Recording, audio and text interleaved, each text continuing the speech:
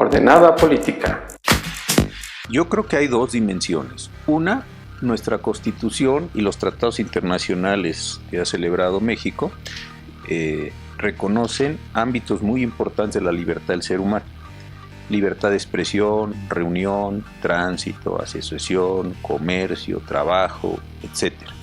Entonces, la Suprema Corte en particular y los jueces del país en general estamos obligados a proteger esta condición de la libertad. Tradicionalmente esa libertad se ha visto afectada por el Estado. Nuestro nuevo texto constitucional y la nueva ley de amparo también nos permiten proteger esa libertad respecto a particulares que se encuentran en una situación de un excesivo poder respecto a los particulares. Y en segundo lugar, hay una dimensión que le voy a llamar interna de la libertad, que es la que uno tiene que ejercer todos los días para impedir ser atrapado o colocarse en una situación que pueda vulnerar la propia independencia. Me tengo que poner en una condición particular en el ejercicio de mi cargo donde no arriesgue yo mi condición de independencia para poder resolver como a mí me parezca, de acuerdo con mis capacidades técnicas y con mi conciencia. Yo en mi tiempo aquí, creo que no he sentido que haya una intromisión por parte del Poder Ejecutivo y el Poder Legislativo.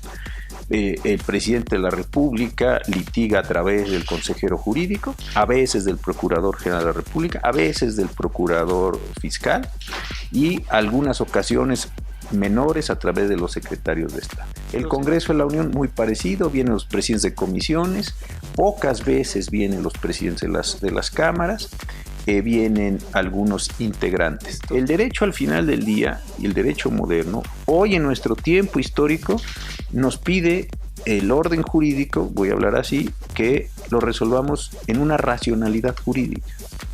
Esto a veces es difícil de entender. Uno tiene que mantener esa contención, una autocontención, para decir, a ver, yo no me meto en nada de eso, simplemente denme sus normas, denme sus argumentos, ofrézcanme sus pruebas, y con eso que tengo yo enfrente, con eso doy una solución. Mire, yo creo que el más claro es esta sustitución de una racionalidad que es muy difícil de establecer, muy difícil de alcanzar, muy difícil de ejecutar por las opiniones o las preferencias o los gustos o los prejuicios de los integrantes del cargo.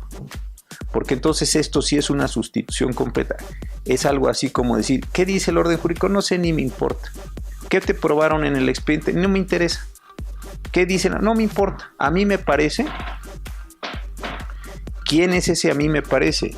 Pues al final de cuentas, un prejuicio, por decirlo en términos generales, y acaba uno en esas condiciones jugando en un papel, y lo digo con mucho cuidado de lo que voy a decir, jugando a ser Dios. Yo desde mi infinita sabiduría, yo desde mi infinita moralidad, yo desde mi infinito entender las cosas, resuelvo que este señor se queda con hijos o sin hijos, o con casa o sin casa, o con libertad o sin libertad. Ese me parece que es un juego peligrosísimo.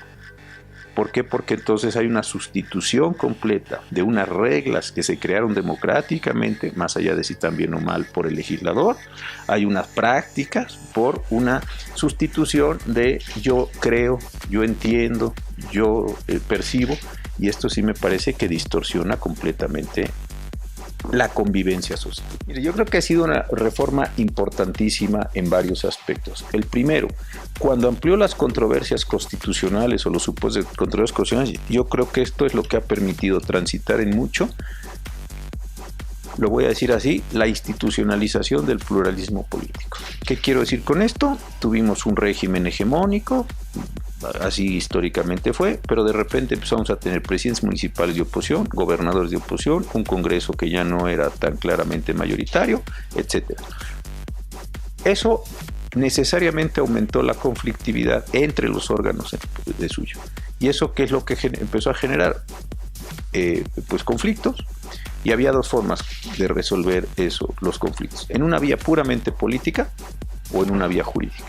En la vía política pues, son siempre negociaciones, acuerdos, arreglos, que no están mal, la política para eso sirve, pero también se permitió que cuando se llegara a exacerbar un cierto conflicto, vinieran aquí a la Corte. Entonces creo que lo que le ha permitido transitar al pluralismo político institucionalizado es eso. Yo como juez creo que la libertad es la posibilidad de hacer aquel conjunto de cosas que el orden jurídico autoriza.